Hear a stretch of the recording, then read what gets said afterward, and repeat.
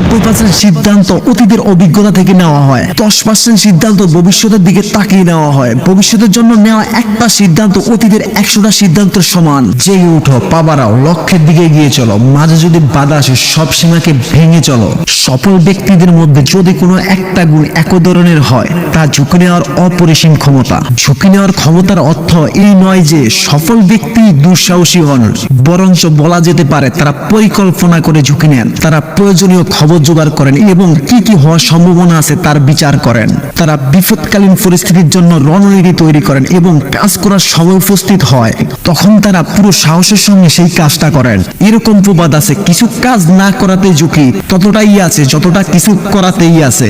যা এই কথার দিকে ইশারা করছে, তাই ঝুঁকি নেওয়ার এই গুণটা শিখুন। বিধাতা আপনাকে দুটা হাত, দুটা পা, দুটা চোখ এবং চিন্তা করার মস্তিষ্ক দিয়েছেন। অর্থাৎ মহান ব্যক্তিদের কাছে যা ছিল তার সবকিছুই আপনার কাছে আছে। সেজন্য এগিয়ে চলুন, শুরু করুন এখন থেকে। এই মুহূর্তেই আপনি জিতে যেতে পারেন, প্রভাবশালী হতে পারেন। বিধাতা আপনাকে উন্মুক্ত করে তৈরি করেছেন, প্রতিভা ও বিশেষ গুণে ভরিয়ে দিয়েছেন যাতে আপনি ঝুঁকি নেওয়া রপ্ত করতে পারেন। কিন্তু থামবেন না, এখন করুন। পরিশ্রম আপনাকে ঝুঁকি নেওয়ার পদ্ধতি বলতে পারে, বিশ্বাসের পথ দেখাতে পারে এবং সাফল্য শিখরে পৌঁছাতে সাহায্য করতে পারে।